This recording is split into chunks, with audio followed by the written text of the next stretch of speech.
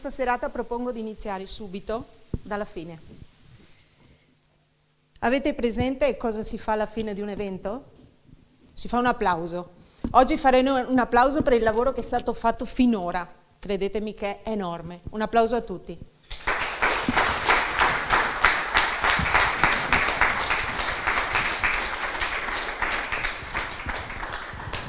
Naturalmente la prima persona che vorrei nominare è Sonia Ceschin, che è la mente ideatrice di questo evento. E Sonia naturalmente non ce la può fare da sola, come non ce la possiamo fare da soli nessuno di noi. Quindi questo evento è stato realizzato grazie anche all'appoggio, all'aiuto della Proloco e del Comune di San Pietro di Feletto. Naturalmente anche a Francesca, che ha accettato l'invito.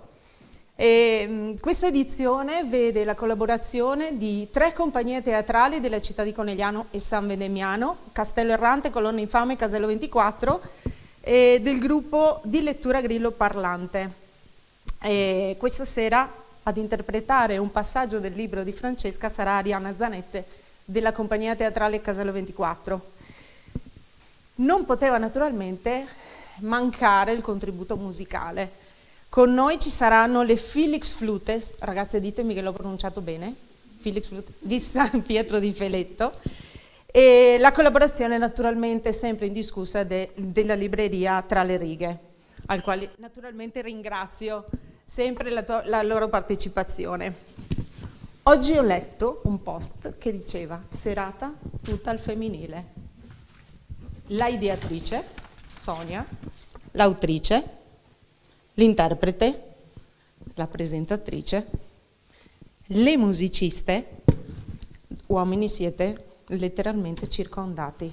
Quindi vi ringraziamo comunque, abbiate sbagliato posto, ma siete qui e vi ringraziamo tutti. Ultima cosa, ma non meno importante, anzi, è il messaggio che questo evento vuole lasciare.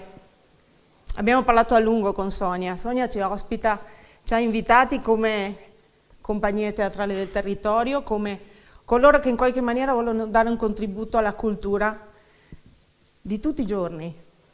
Abbiamo parlato di cultura di serie A e serie B, non esiste. La lettura è per tutti e di tutti.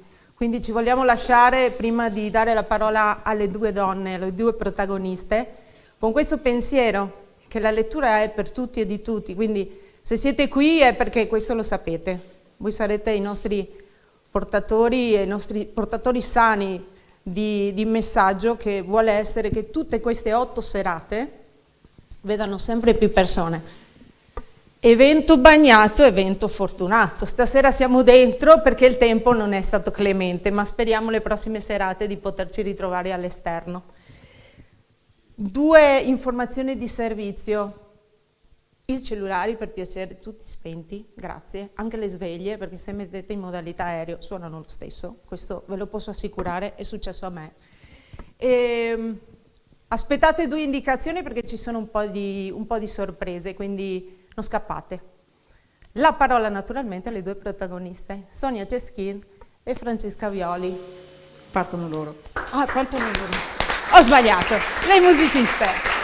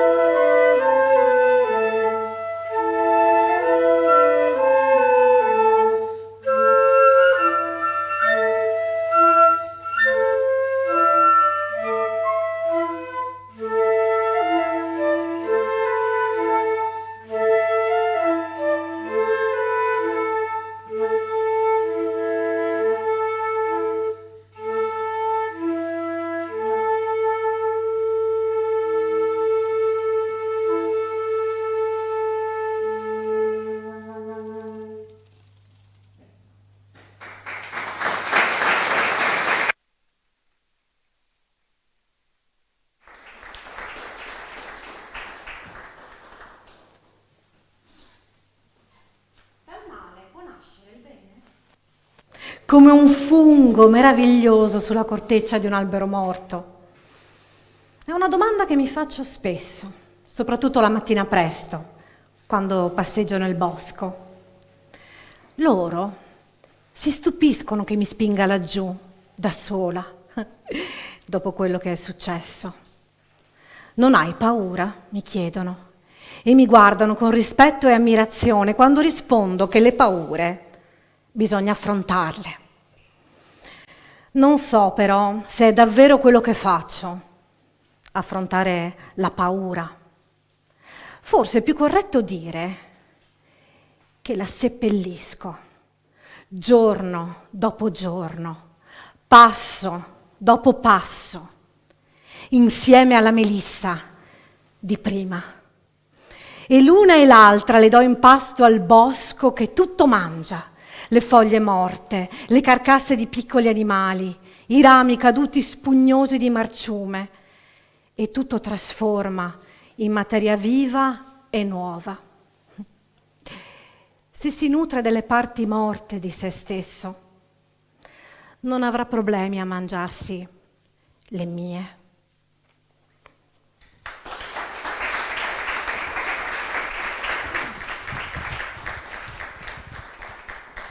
Buonasera a tutti. Siamo qui questa sera con Francesca Violi, scrittrice di Reggio Emilia, trapiantata a Treviso per amore. Trapiantata per amore, che non nasce scrittrice, ma nasce... No, facevo l'architetta, lavoravo a Milano, quando ad un tratto l'amore, appunto, oltre a trapiantare, fa anche a volte procreare, e quindi diciamo, con la nascita del primo figlio non sono riuscita a continuare la mia professione, e mi sono invece ritrovata a spingere un passeggino di un bambino che piangeva anche tanto, dormiva poco, per la città, e fermandomi, diciamo, mentre prima i miei punti più familiari erano il bar, lo studio dove lavoravo, cantieri, il parchetto con lo scivolo e tutti gli altri bambini e le mamme. Una cosa molto interessante di questi parchetti, cioè interessante se siete ficcanaso, una cosa molto interessante di questi parchetti è che si intercettano i discorsi e le conversazioni di tantissime persone, anche i pettegolezzi, le mamme con l'altra mamma, la tata che si lamenta della datrice di lavoro, i due innamorati che vedi tutti i giorni, poi non li vedi più, insomma si intercettano tantissime potenziali storie, tanti frammenti. E io appunto, essendo abbastanza ficcanaso, spesso tendevo l'orecchio e magari captando una frase, un brandello di storia, poi mi è venuto, quando ero a casa, mi veniva il desiderio di inventare da una frase un racconto. Ho iniziato infatti scrivendo racconti brevi, anche perché poi ci sono diventati 3, quindi il tempo non era, la concentrazione non era tanta, del racconto breve abbastanza adatta. Infatti poi invece quando mi sono trapiantata a Treviso, nell'atmosfera, abito a Silea, quindi lungo il Sile, diciamo nell'atmosfera proprio del fiume, così ho trovato anche la storia per il mio primo romanzo, il primo che sono riuscita a pubblicare, insomma, perché prima c'erano stati dei tentativi, ma che è sulla riva, esatto. Uno dei protagonisti è appunto il fiume. Sì. Però questo libro io l'ho letto, a me è piaciuto un sacco, sulla riva veramente è figo. Però non ha avuto tantissima fortuna perché giustamente è stato pubblicato quando? Febbraio 2020, proprio ideale per poi...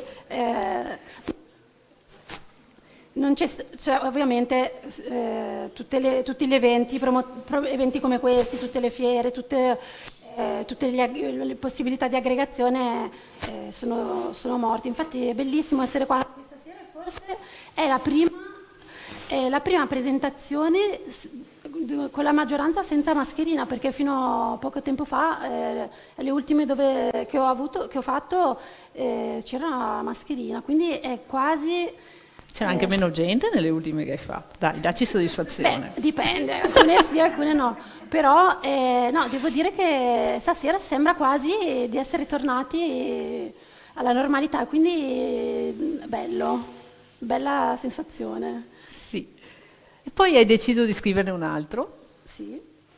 dove comunque la natura è sempre protagonista. Questa volta invece di un fiume abbiamo come protagonista un bosco e poi abbiamo una protagonista femminile che si è presentata prima attraverso la voce di Arianna, che è un personaggio un po' particolare, nel senso che non è simpatica. Però la cosa bella dei libri di Francesca è che Francesca non giudica mai. Lei espone i personaggi e poi lascia che chi legge si faccia un'opinione in merito, che non è mai scontata, perché anche in questo libro tu cominci a leggerlo, ti fai un'idea della protagonista, ti fai un'idea delle sue idee. Scusa, non abbiamo il dispositivo, l'allarme spoiler. Sì, perché, no, infatti cerchiamo di evitare gli spoiler. Potrei usare questa bottiglia. Sì, come spoiler. La manina era troppo bella. No, siccome sono libri noir, non è facilissimo fare presentazioni perché si rischia continuamente di rivelare delle svolte narrative che poi rovinerebbero il piacere della lettura. Quindi c'è sempre cerchiamo un po' di tenerci. tensione. Comunque in questo libro avvengono delle cose, la protagonista non brilla per simpatia, però è giusto, perché nella vita le persone non sono sempre belle, carine, tutte perfette. Quindi è uno spaccato di vita in un certo modo. E magari tu hai delle certezze, hai delle convinzioni, leggendo questo libro si possono rafforzare oppure anche no. Perché comunque io l'ho letto avendo una certa idea e poi c'è stata una frase che comunque mi ha portato a pensare che, perché no, le cose potrebbero essere anche diverse. Una cosa che mi ha colpito di questo libro è il fatto che inizia con il personaggio principale che parla in prima persona. Poi, dal secondo capitolo, c'è un narratore esterno e dopo un po' di capitoli torniamo dal punto di vista del personaggio principale. Perché questa scelta? Allora, magari inquadro un po' il tipo di storia, così è anche più semplice poi comprendere questo tipo di scelta narrativa. Narrativa. La protagonista di questo romanzo è Melissa, è lei che ha parlato, e questo è proprio l'inizio del romanzo, ma non è un romanzo che inizia dall'inizio, diciamo, non è in ordine cronologico quello che succede, abbiamo appunto un'anticipazione di una parte che si trova molto più avanti nel romanzo, e quindi la voce di Melissa, noi sentiamo un assaggio all'inizio e poi torniamo indietro a quando sono cominciati i fatti che hanno, diciamo, portato allo svolgimento della storia.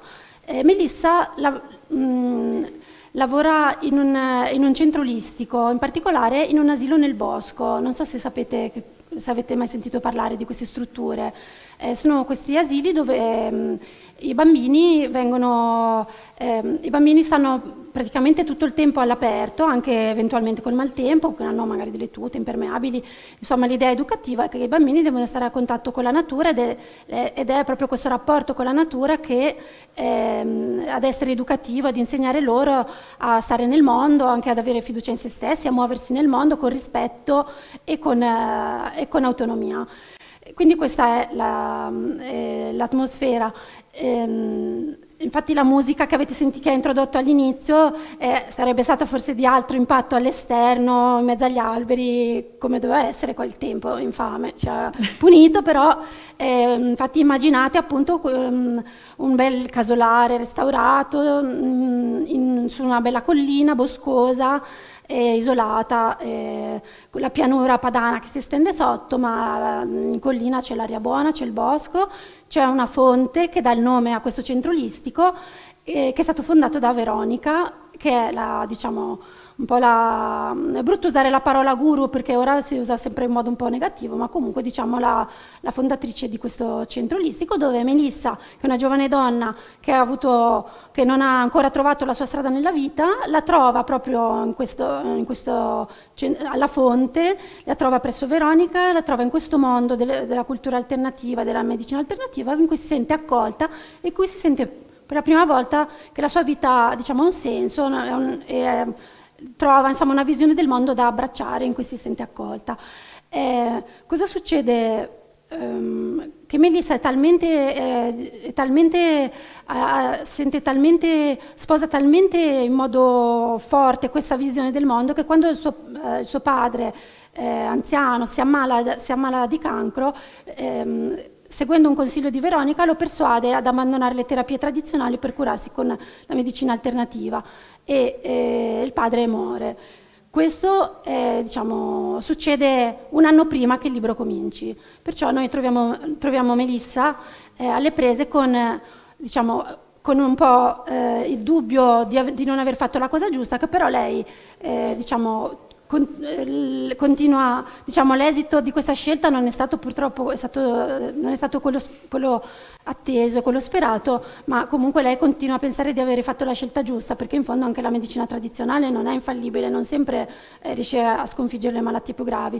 Quindi comunque lei si sente ancora forte della sua scelta e soprattutto della sua visione del mondo, ma piano piano diversi eventi iniziano a incrinare questa sua certezza, il dubbio inizia a roderla, e noi nella prima parte del romanzo assistiamo appunto a questo dubbio che le si presenta e che lei cerca un po' di respingere, mentre a un certo punto del romanzo qui avviene in lei un cambiamento, una presa di coscienza di un certo tipo, ed è qui che noi sentiamo che lei prende in mano la sua storia e la vuole raccontare lei, ce la racconta lei con la sua voce, ed è qui che infatti inizia la narrazione in prima persona.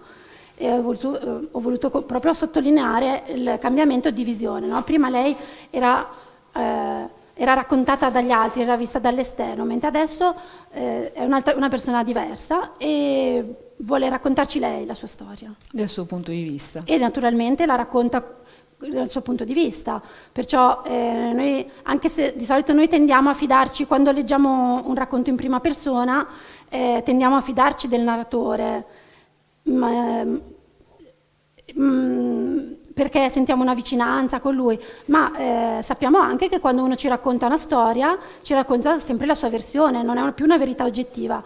Quindi insomma Melissa ci racconta la sua versione e sta a noi capire quanto darle fede, insomma, darle fiducia. Melissa comunque è un personaggio che ha diverse sfaccettature e vive diverse situazioni, perché se da una parte vive alla fonte sotto la guida di Veronica, c'è anche un'altra parte della sua vita che è quella legata al canile. Sì, Melissa, infatti, prima c'è un altro. Se il mondo della fonte, quindi di questo centro olistico dove tutto è bellezza, natura, armonia, Melissa appunto ha anche contatto con quello che è uno dei personaggi principali del romanzo, che è Rudy, che è un suo amico d'infanzia, che fa il volontario in un rifugio per cani. Non so se qualcuno di voi ha frequentato un rifugio per cani o magari ci è andato per adottare un cane, non so se conoscete questi luoghi. Di solito sono posti che sono un po' il contrario dell'armonia, della bellezza, perché di fatto, anche se sono posti dove ci sono volontari che mettono a disposizione tutte le loro risorse e le loro energie per fare del bene, per aiutare questi animali, di fatto in questi posti c'è anche si respira anche tanta difficoltà, perché questi animali sono animali che sono stati abbandonati, spesso sono animali malati, sono animali di fatto che nessuno vuole, e sono posti che lottano costantemente con la carenza di risorse, perché essendo appunto tenuti in piedi da volontari, il lavoro può essere fatto su base volontaria, ma i medicinali, il cibo, gli interventi veterinari sono tutte cose che costano, e quindi c'è questa lotta, c'è anche sempre un forte senso di frustrazione e di lotta contro qualcosa di più grande di te, perché comunque anche poi tu, se riesci a salvare un cane, lo trovi in condizioni penose, lo guarisci, lo salvi e lo riesci a far adottare, magari da una famiglia bellissima così, il giorno dopo ne hai altri 3, e quindi è come se fosse una cosa che non ha mai fine. Io uso questo termine che è un po' sommasticato, perché I cani comunque sono, diciamo, in una condizione come di prigionia, nel senso che sono spesso in box, in gabbia, non possono, cioè non sono in una casa come...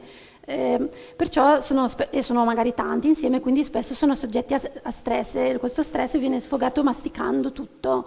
Quindi i cani masticano, cioè tutte le cose vengono, non so, le cucce, le ciotole, vengono continuamente masticate.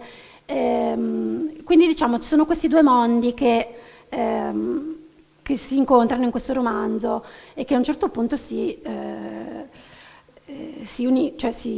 intersecano, perché Rudy appunto che è il titolare, cioè non è il titolare, ma insomma uno dei più attivi in questo centro, in questo rifugio per cani, come lavora in un centro commerciale, quindi tutti i giorni a contatto con la quantità di denaro e di energie che la gente spende in cose secondo lui futili. E questo consumismo lo amareggia e lo fa tantissimo arrabbiare, cioè appunto vedere che la gente è prontissima a spendere soldi in cavolate, in cose superflue, quando ci sarebbero per esempio i suoi cani che invece hanno bisogno per cui lui deve costantemente mendicare la donazione, il soldino, eccetera. Anche perché Rudy stesso è un randagio, che è Esatto. stato accolto. Esatto, anche Rudy è stato accolto dal fondatore di questo centro per cani, di questo canile, che è Fulvio. È stato accolto quando lui era un ragazzo, insomma, problematico, e in questo rifugio ha trovato rifugio anche lui, ha trovato una ragione di vita e una figura quasi paterna in Fulvio, in questo ex veterinario, e quindi diciamo per lui è un mondo, è il centro del mondo, ed è la ragione di vita. Quando hai parlato degli animali che masticano continuamente perché sono irrequieti, mi hai fatto pensare che comunque anche Melissa stessa effettivamente vive la stessa situazione, nel senso che è irrequieta, non sa bene a cosa appartenga, e anche lei in qualche modo mastica. È vero, infatti noi quando diciamo che che un dubbio sorge dentro di te, cosa fa? Ti rode, no? Cioè sei roso dal dubbio, infatti lei è rosa da questo dubbio crescente. E cosa facciamo noi quando abbiamo un dubbio di aver sbagliato direzione, di aver preso un abbaglio? Di solito, cioè, o diciamo accogliamo l'idea che abbiamo sbagliato, oppure possiamo anche, cioè spesso reagiamo con la negazione, no? Reagiamo rafforzando ancora di più la nostra visione del mondo, come dire, non è possibile che io fino qua abbia fatto tutto sbagliato. Quindi appunto quando ci troviamo di fronte a una rivelazione o a una spinta che ci mette davanti al nostro operato, mettendolo mittendolo in dubbio, appunto noi possiamo reagire in uno di questi due modi, e anche di fronte all'ammissione che abbiamo sbagliato possiamo reagire prendendoci la responsabilità di quello che abbiamo fatto, oppure possiamo reagire dando la responsabilità al mondo che magari ci ha ingannato, ci ha manipolato, ci ha fatto credere, ci ha spinto a fare quello che abbiamo fatto, e quindi possiamo invece di, come dire, diventare persone più consapevoli, più mature, possiamo diventare persone più desiderose di rivalsa e di riprenderci quello che secondo noi il mondo ci deve. E insomma la strada che prenderà Melissa si vedrà leggendo, insomma. Leggendo, sì, perché appunto c'è questo titolo che parla dell'abbaglio, e l'abbaglio non è detto che l'abbia preso solo Melissa. No, infatti l'abbaglio, perché cioè, quando noi diciamo, appunto anche in italiano abbiamo questo termine che è l'illuminazione, no? Quando ci viene rivelata una verità che ci fa capire qualcosa di importante e quindi ha avuto un'illuminazione.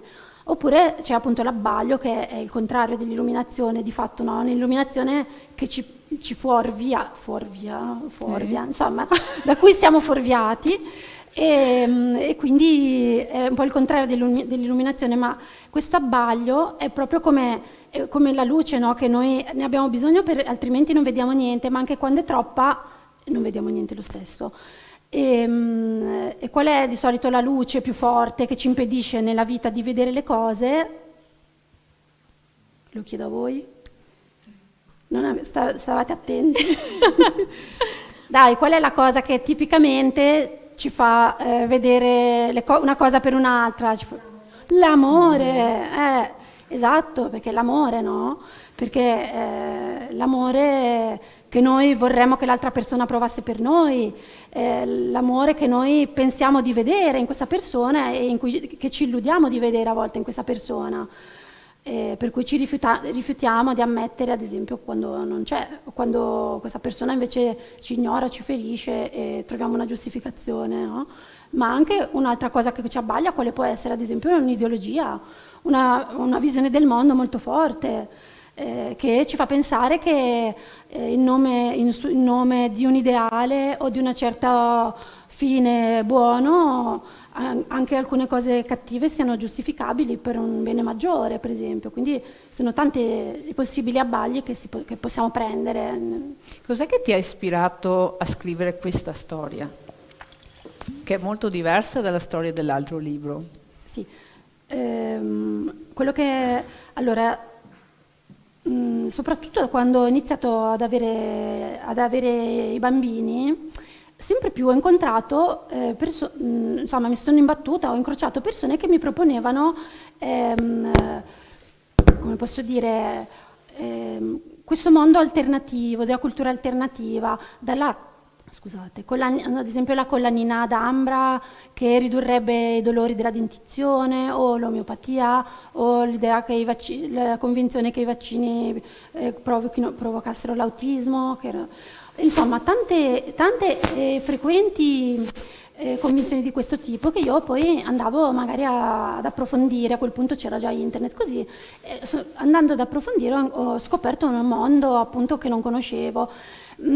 La cosa che più però mi ha colpito delle persone di questo mondo, perché appunto ci sono magari persone che usano rimedi alternativi o pratiche alternative in modo, insomma, come una parte della vita qualsiasi, ma molte persone ho notato, soprattutto chi è più addentro, che ne ha fatto magari la sua ragione di vita, come chi lo fa per professione, eccetera, ho notato un fortissimo investimento emotivo, come, cioè, io se mi curo un mal di pancia in un modo o in un altro, lo faccio perché penso che un modo sia più efficace, ma invece per molti si nota che c'è un investimento maggiore, proprio come se in una scelta di un certo tipo di alimentazione o di pratiche o anche di cure, di terapie, ci fosse una visione del mondo in cui credono fortemente, in cui si riconoscono molto. E questo mi ha molto colpito, al punto, soprattutto quello che chiaramente poi a volte emerge, sono questi episodi in cui ci si imbatte, ad esempio nella cronaca, non so, del padre naturopata che cura l'otite del figlio di 5 anni con le tisane, oppure la mamma che decide di partorire in un casolare isolato senza nessuna assistenza medica perché il parto è naturale, oppure la signora che si fa curare un melanoma con la meditazione e le tisane, e chiaramente se questi casi sono in cronaca perché l'esito non è stato un esito tragico, non è stato l'esito atteso. Io ogni volta che ho letto tantissime di queste vicende, sia in Italia che all'estero, e io ogni volta mi domandavo, immaginavo quel momento in cui queste persone si rendevano conto che la cosa in cui avevano riposto tutta la loro fede, iniziavano a capire che forse non li avrebbe portati verso la strada in cui avevano avuto fiducia, lì ci deve essere chiaramente un periodo lungo in cui uno dice, cioè in cui uno cerca di negare quello che sta succedendo, ma poi arriva un momento in cui forse prendi atto di quello che succede. Allora mi immaginavo questo momento, e questo momento era una cosa che mi turba molto e mi lasciava molto agitata, cioè sì, turbata, e quindi ho pensato che fosse una cosa interessante di cui scrivere, insomma, una cosa, perché comunque di solito da questo che parte per me l'idea di un romanzo, di qualcosa che mi turba, come se fosse un brutto sogno che ritorna, e quindi... Infatti Melissa, che inizialmente sembra comunque una persona molto tranquilla, equilibrata, anzi una persona che riesce anche attraverso le sue mani a donare serenità agli altri, Sì. nel momento in cui si rende conto che forse le sue certezze sono basate su cose non vere, però non è sicura fino in fondo, sbarella e comincia a entrare in conflitto con se stessa, con quello che la circonda. E quindi... Immaginate che siamo in un bosco, scusate, Le ho prese in un contropiede. bosco di notte.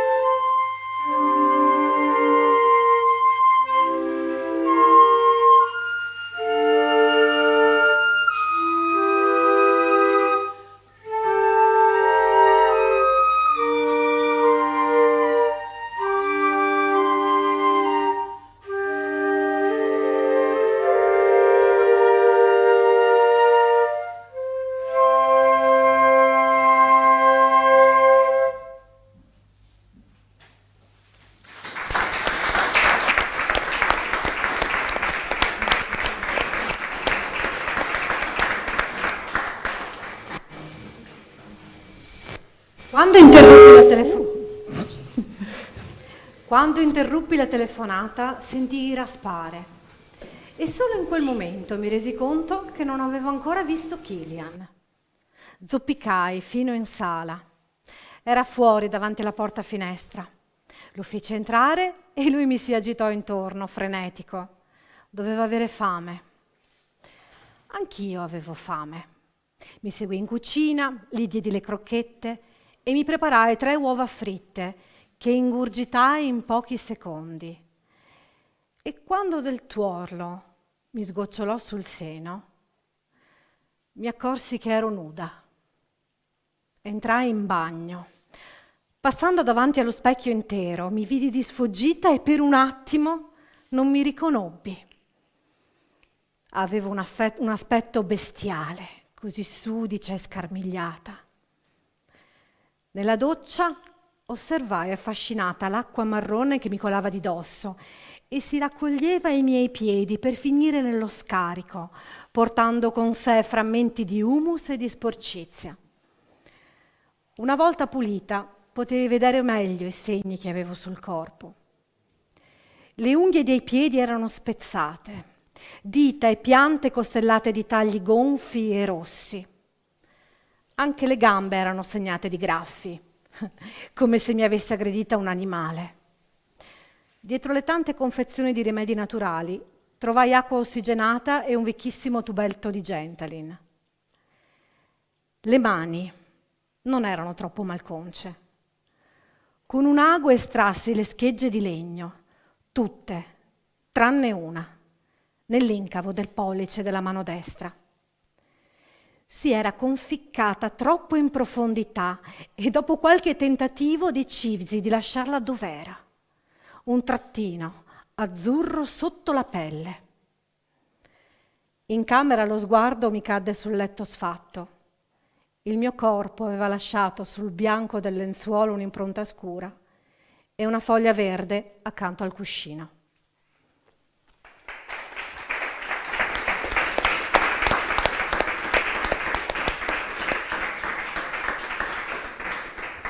Quindi praticamente c'è un punto di rottura, cioè c'è questa vita che ha trovato delle basi, un equilibrio apparente, come la superficie di un lago, dove tu tiri un sasso e partono i cerchi concentrici e c'è un punto di rottura e Melissa praticamente si rompe e da lei esce qualcos'altro, esce un'altra persona che neanche lei stessa riconosce. Sì, infatti c'è una frase che viene ripetuta più volte nel romanzo, scusate, che viene ripetuta più volte nel romanzo e che è non si può rinascere se prima non si muore.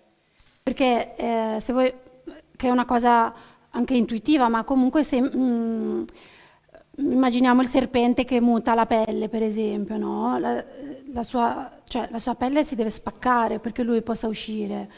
E anche noi quando nella vita per crescere dobbiamo abbandonare una parte di noi stessi, dobbiamo uccidere una parte di noi stessi perché altrimenti diciamo quando il nostro modo di stare al mondo, il nostro sistema di vita ci porta a sofferenza, diciamo ci blocca, se vogliamo uscire da questa sofferenza, da questa stagnazione, dobbiamo cambiare, dobbiamo abbandonare una parte di noi. E poi appunto a volte è difficile abbandonarla perché anche comunque nelle situazioni anche non ideali, anche di insoddisfazione e di sofferenza, comunque le conosciamo, mentre quello che poi diciamo uscendo non sappiamo cosa troveremo, quindi c'è un punto di rottura che non è sempre facile da trovare, insomma, anche da affrontare, a cui sottoporsi, ecco, per questo. Anche perché non sempre poi ci piacciamo, cioè quando vediamo come realmente siamo, quando ci troviamo davanti allo specchio, sì, non sempre è quello che vorremmo vedere. No, infatti. E quindi questo crea ulteriore sofferenza che uno poi può decidere come gestire, se in modo positivo o negativo, quindi o per migliorarsi, oppure, come hai detto tu prima, dare la colpa a qualcun altro, prendersela col mondo intero, che comunque lascia sempre un po' di amarezza e non ti porta alla serenità. E forse la cosa che Melissa cerca fin dall'inizio è la serenità, è un equilibrio. Sì, comunque questa armonia, diciamo che c'è questa mitica armonia che non è così facile, insomma, da raggiungere. Per cui noi appunto spesso magari volontariamente scambiamo la stasi per armonia, ma magari appunto è solamente il comodo di rimanere cioè di rimanere nel luogo in cui siamo perché abbiamo paura, insomma, di metterci in gioco e fare altro, per esempio, oppure abbiamo paura di quello che potremmo anche diventare anche peggio, ecco, potremmo anche andare in peggio. Comunque è anche vero che Melissa riesce comunque ad avere un buon rapporto, a essere a suo agio quando è nella natura e quando è con gli animali.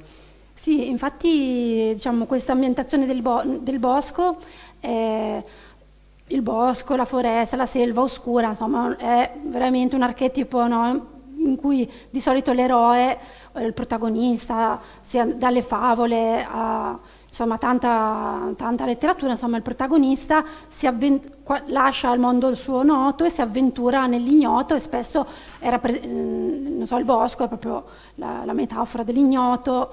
È un luogo pericoloso dove si possono succedere cose molto spiacevoli, ma tipo Cappuccetto Rosso, puoi incontrare il lupo, ma puoi anche trovare il tesoro, insomma. Però mentre invece in questo caso il bosco per Melissa è il posto in cui lei cioè è il suo posto conosciuto, è il posto dove lei è a suo agio, quindi invece il viaggio che dovrà fare è quello interiore, insomma, non quello nel bosco. Se tu dovessi consigliare a una persona di leggere questo libro, perché glielo consiglieresti? Dai, questo è sleale. Non si può chiedere all'oste No, se il vino è no, buono. Dai. No, questo è più che Sì, altro allora, quale messaggio volevi trasmettere con questo libro? Perché effettivamente la cosa che a me è piaciuta di questo libro è che non giudica. Cioè tu metti delle situazioni, dai delle situazioni, dei punti di vista, ma non ti permetti di giudicare il personaggio, né in bene né in male, lasci che lo sia chi legge a trovare l'interpretazione. Quindi se tu dovessi regalare questo libro a un'amica, perché glielo regaleresti? Lo regalerei a qualcuno che non vuole essere rassicurato, perché comunque come la maggior parte dei noir non è il loro mestiere di rassicurare, ma magari di sollevare dubbi e inquietudini. Poi a me come lettrice piacciono i romanzi dove non c'è un giudizio morale, ma dove sono diciamo, messi in gioco diciamo, le più parti del dilemma, e dove è il lettore che deve scegliere da che parte stare. Infatti una cosa che mi ha fatto molto piacere, che mi ha detto un lettore, è non sapevo per chi fare il tifo in questa storia. E questo mi ha fatto piacere perché comunque non sempre ci affezioniamo agli eroi perfetti, a volte ci affezioniamo anche agli antieroi o agli eroi imperfetti o anche addirittura ai cattivi a volte. Quindi sì, lo consiglierei a chi ama questo genere di visione, di letture, ecco. Se non una lettura, ecco, se qualcuno ha in quel momento desiderio di una lettura consolatoria, non lo consiglierei. Ecco.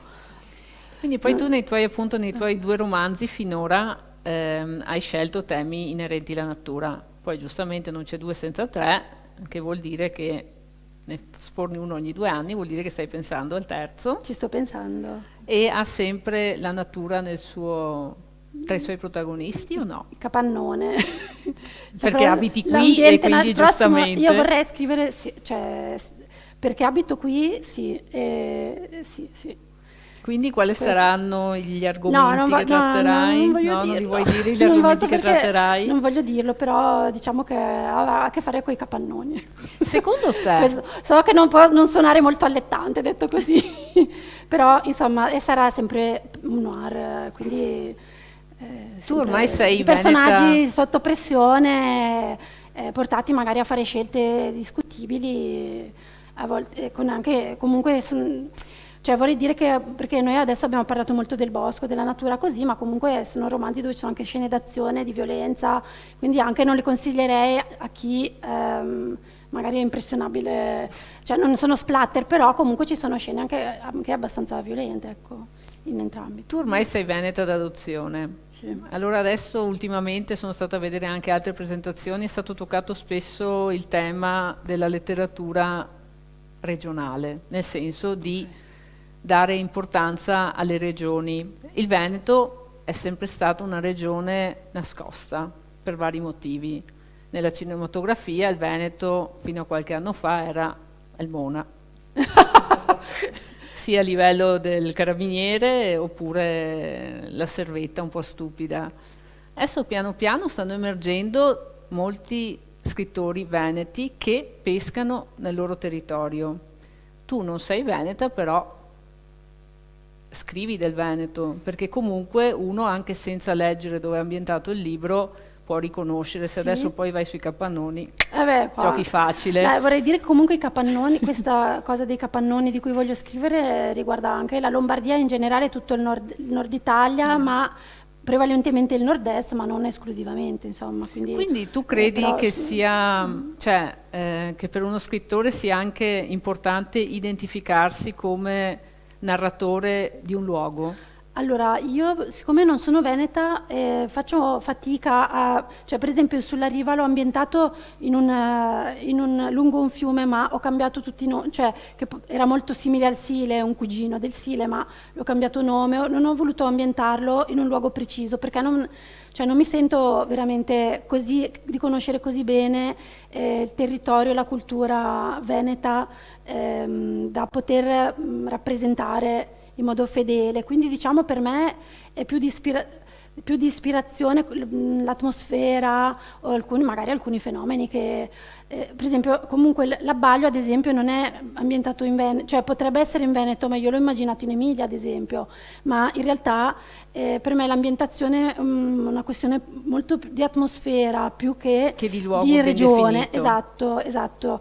Deve essere un'atmosfera funzionale alla storia e che sia giusta per quella storia. Quindi di respiro più ampio, cioè può essere ambientato ovunque, cioè quel che Per conta me è quello sì, che fa anche passare se la sensazione. ovviamente, voglio dire, l'asilo nel bosco, un certo tipo di atteggiamento culturale non Noi è... ce l'abbiamo qui in questo comune, l'asilo Ah, nel proprio bosco. qua? Ma no, che non lo sapevo, perché... Ci abbiamo tutto noi. Madonna.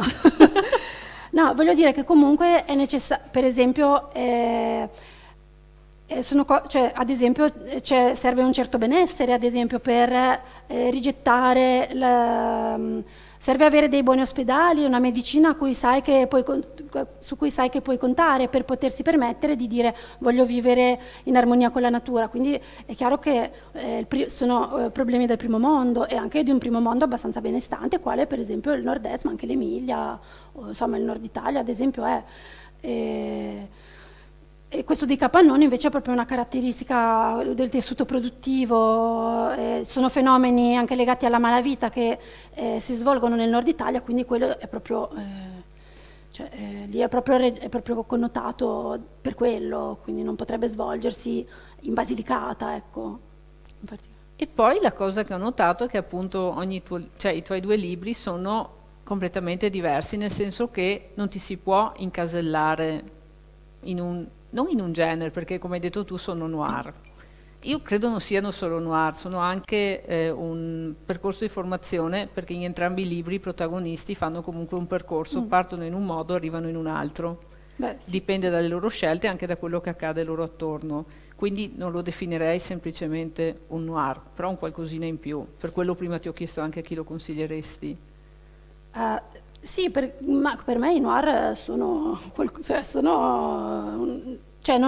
non esclude dire noir nel senso che è una storia dove comunque la violenza, l'angoscia, i lati oscuri sono, diciamo, protagonisti, però ci sono tantissimi tipi di noir, che può essere quello che analizza appunto, non so, che ha come protagonista una banda di malviventi, oppure può essere un noir psicologico, un noir può essere avere una trama di formazione, qualsiasi tipo di